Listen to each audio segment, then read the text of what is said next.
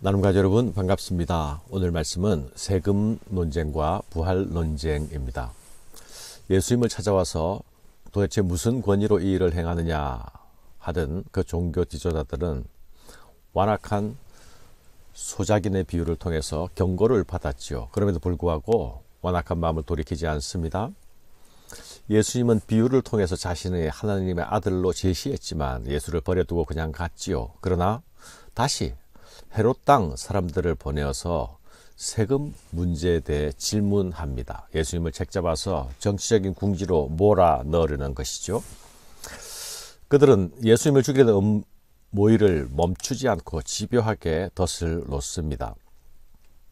그들이 예수의 말씀을 책잡으려 하여 바리새인과 헤롯 땅 중에서 사람을 보내매 와서 이르되 가이사에게 세금을 받는 것이 옳으니까 옳지 아니하니까 우리가 바치리이까 말리이까 한데, 지금 이 바리새인과 헤롯 당원들이 던지고 있는 세금에 대한 질문은 단순한 질문이 아닙니다. 이스라엘은 로마의 식민지였고 로마가 가장 민감하게 생각하는 것은 피지배국의 반란이었죠. 만일 예수님이 로마 황제에게 반란을 꾀한다는 증거만 확보할 수 있다면 그들이 획책하고 있는 예수 죽일 음모는 쉽게 실현시킬 수 있다고 생각했을 것입니다. 여기서 바리새인과 헤롯 당원이 한패가 되어서 왔다는 사실도 아주 재미있죠. 바리새인들은 유대 민족주의자들이었고 헤롯 당원들은 친로마적인 정치 전문가들이었습니다. 이 둘의 조합은 누가 보아도 서로 어울리지 않는 조합이 아닙니까?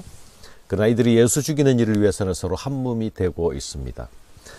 선한 일을 위해서 하나가 되는 것은 쉽지 않은데 악한 일을 위하여 하나가 되는 것, 너무 쉬운 일인 것 같아 보이지 않습니까? 여기서 말하는 세금은 유대인 모든 성인들이 해마다 로마에게 내어야 하는 소위 인두세를 말합니다. 인두세를 내는 것은 유대인 스스로 우리는 로마의 식민지 백성입니다라는 것을 인정하는 것입니다. 또한 동시에 로마 자신들을 다스리고 있는 로마 황제의 신적 권위까지 인정하는 것으로 비추어질 수도 있습니다. 그들은 할 수 없이 내어야 하는 세금이었지만 그것을 내면서도 늘 수치감과 모멸감을 느껴야 했었죠. 그래서 유대인들에게 세금 문제는 대단히 민감한 문제였습니다. 유대 열심당원이나 경건한 유대인들은 이 제도에 대해서 깊은 저항감을 가지고 있었죠. 그래서 이 문제는 어느 편을 들더라도 실제로 충돌로 번질 수 있는 아주 휘발성 높은 주제였습니다. 그들은 이런 문제를 들고 오면서 예수님께 입에 발린 그럴싸한 아첨의 말을 하며 다가옵니다. 와서 이르되 선생님이여 우리가 아노니 당신은 참되시고 아무도 꺼리는 일이 없으시니 이는 사람을 외모로 보지 않고 오직 진리로서 하나님의 도를 가르치심이니이다. 그들의 이런 말 속에는 예수님은 사람의 견해나 반응을 상관하지 않고 오직 하나님의 도인 율법을 가르치는 자라고 말함으로써 은근히 조세 문제에 대한 소신 있는 의견, 반대 의견을 밝힐 것을 유도하는 뜻이 들어 있습니다. 그들의 질문하는 혀 속에는 독이 묻은 칼을 품고 있는 것입니다. 예수님이 세금을 내는 것은 부당하다라고 말하면 그들은 바로 로마에 고소하게 될 것이죠. 예수께서 그 외식함을 아시고 이르시되 어찌하여 나를 시험하느냐? 데나리온 하나를 가져다가 내게 보이라 하시니 가져왔거늘 예수께서 이르시되 이 형상과 이 글이 누구의 것이냐? 이르되 가이사의 것이니이다. 이에 예수께서 이르시되 가이사의 것은 가이사에게 하나님의 것은 하나님께 바치라 하시니 그들이 예수께 대하여 매우 놀랍게 여기더라. 예수님의 대답은 아주 명쾌하지 않습니까? 가이사의 것은 가이사에게, 하나님의 것은 하나님에게 바치라.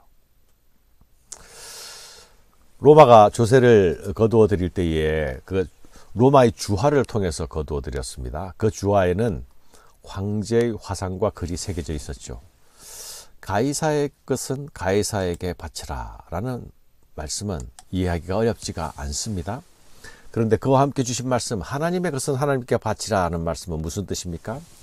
가이사의 형상이 새겨진 동전은 가이사에게 속한 것이라고 할 수 있겠습니다. 그렇다면 하나님의 형상이 새겨진 모든 것은 하나님의 것이 되어야 하지 않겠습니까?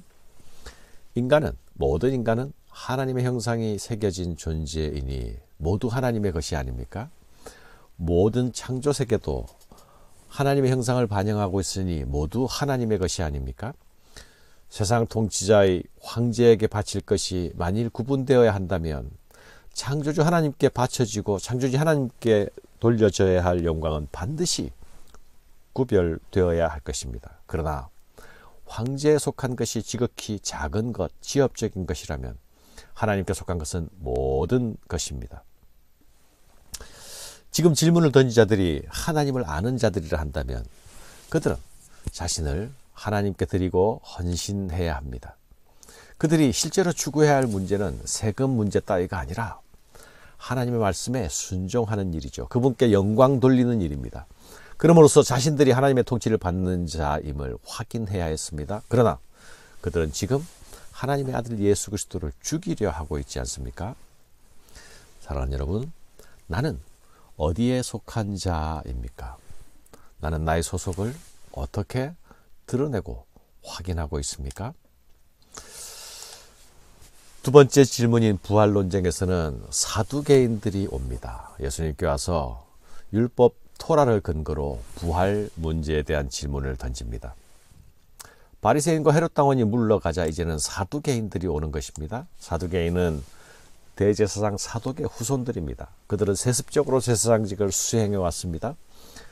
이들은 현세주의자로 부활을 믿지 않았습니다. 그런데도 부활 문제를 가져와서 예수님을 시험하고 있습니다.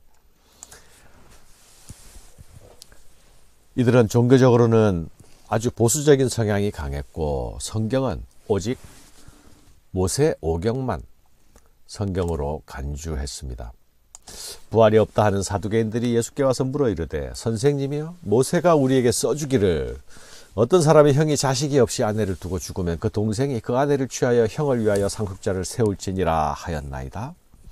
칠형제가 있었는데 마지가 아내를 취하였다가 상속자가 없이 죽고 둘째도 그 여자를 취하였다가 상속자가 없이 죽고 셋째도 그렇게 하여 일곱이 다 상속자가 없었고 최후의 여자도 죽었나이다. 일곱 사람이 다 그를 아내로 취하였으니 부활 때 곧 그들이 살아날 때에 그 중에 누구의 아내가 되리까? 마치 수수께끼같이 어려운 문제를 지금 예수님께 던지고 있는 것이죠. 이들은 신명기 25장 5절에 모세가 명한 율법의 규정을 꺼내어서 예수님께 질문하고 있습니다. 예수님은 이 질문에 대하여서 그들이 믿고 있는 오경인 출애굽기 3장 6절의 말씀으로 시작하여서 그들이 성경도 하나님도 바르게 알지 못하고 있음을 지적하십니다. 예수께서 이르시되 너희가 성경도 하나님의 능력도 알지 못함으로 오해함이 아니냐. 사람이 죽은 자 가운데서 살아날 때에는 장가도 아니가고 시집도 아니가고 하늘에 있는 천사들과 같으니라. 사두개인들은 율법에 대해서 가르쳐야 할 제사장들이었지만 율법에 무지했습니다.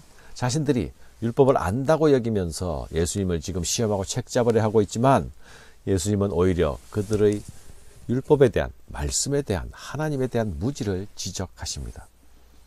예수님은 부활에 대한 말을 받아서 부활의 세계는 너희가 생각하는 그런 세상이 아니라 말씀하고 계시죠. 그때는 시집가는 일도 장가가는 일도 없을 것이라 하십니다. 그러면서 주시는 말씀이 이것입니다. 죽은 자가 살아난다는 것을 말할진대 너희가 모세의 책 중 가시나무 떨기에 관한 글에 하나님께서 모세에게 이르시되 나는 아브라함의 하나님이요 이삭의 하나님이요 야곱의 하나님이로라 하신 말씀을 읽어보지 못하였느냐?